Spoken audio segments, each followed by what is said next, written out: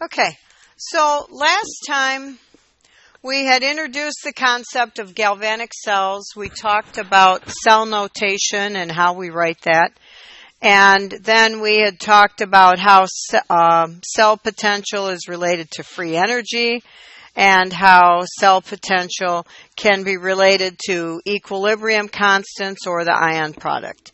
And we had just finished looking at some examples where we calculated the cell potential if we knew that they had not standard concentrations. So now the other thing that we can do is to go kind of backwards from the last two problems we did. In the last two problems, we calculated the cell potential if we were given the concentrations. This time we're going to look at a situation where we measure the cell potential and then we use that to calculate the concentrations. So we have a student wanting to determine the copper concentration in a sample, and they set up a galvanic cell using a 1 molar silver nitrate solution, had a copper electrode in the water sample. So that means that the water sample is going to be a copper half cell, and the other one is a silver half cell. So those are the two chemistries we're doing. They connected them with a salt bridge, and then the measured cell potential was 0.62 volts. What was the copper concentration?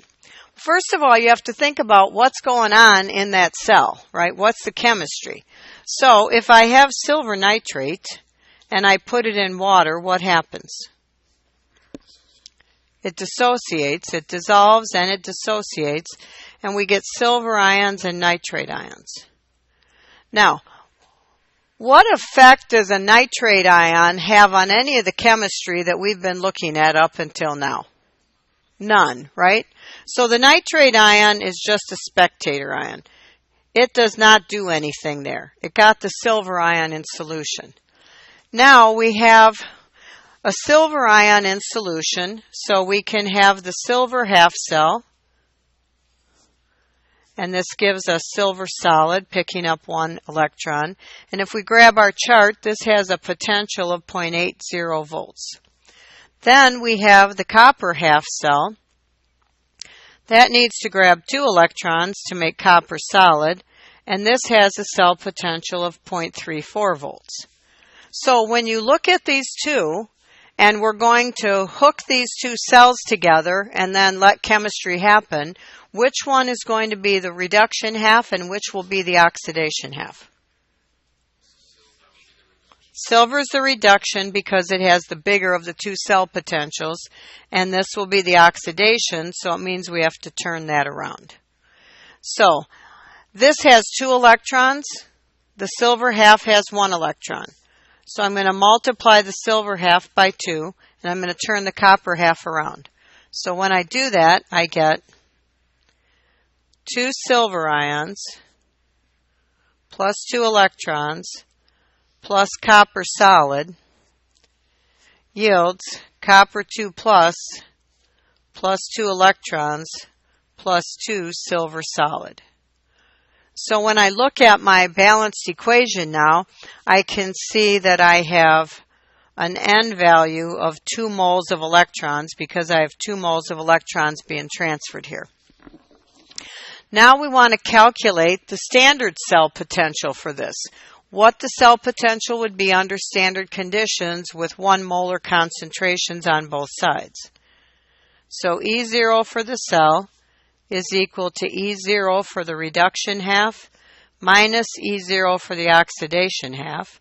So that's 0.80 volts minus 0.34 volts. So the standard cell potential, E0, is equal to 0.46 volts. Now we want to use the standard potential and the number of moles to help us plug into the Nernst equation and be able to solve for the concentration.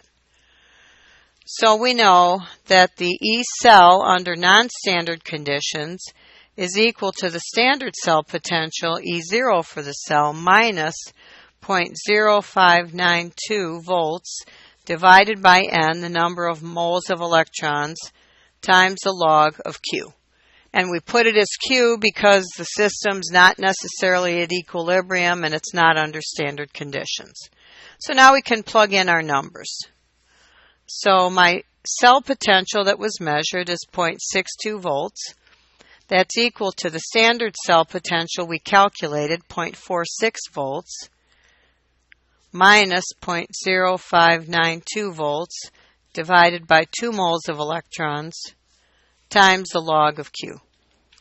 So when we look at this, we know everything except Q at this point.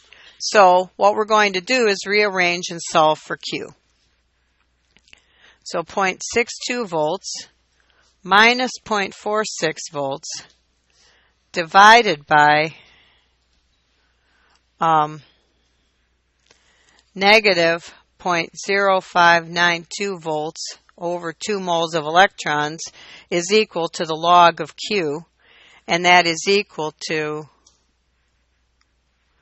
negative 0.54. So now Q is equal to 10 to the negative 0.54. I have 2 digits to the right of the decimal, or no, I have negative 5.4, sorry. Negative 5.4. I have 1 digit to the right of the decimal, so Q is equal to 4 times 10 to the negative 6th. So that's not a very big number, right? This isn't going zooming forward because of the concentrations. So now I go back to my chemistry and I'm going to cross out the 2 moles of electrons and I look at what's left, so I can now write Q. Q is equal to the products, which is the copper concentration. We don't put the silver in there because it's a solid, divided by the silver concentration squared because of the 2 in the balanced equation, and we don't put the copper in there. So 4 times 10 to the negative 6th is equal to the copper 2 plus concentration divided by the silver concentration, which is 1 molar, the quantity squared. Well, 1 squared is 1, so 4 times 10 to the negative 6th molar is equal to the copper 2 plus concentration. So this is quite involved, but I can show then how I can use a measured cell potential to calculate a concentration of a metal ion in a solution. Yeah, but it's kind of fancy. I mean, we had to do a lot of things. We had to write the equilibrium. We had to figure out the ion product expression. We had to calculate the standard cell potential and then use the Nernst equation to relate the two. So now you go ahead and do the same one. Let's just have you do it at your seats. Go ahead and do this problem. It's the same copper-silver cell, but now the voltage is 0.57 volts.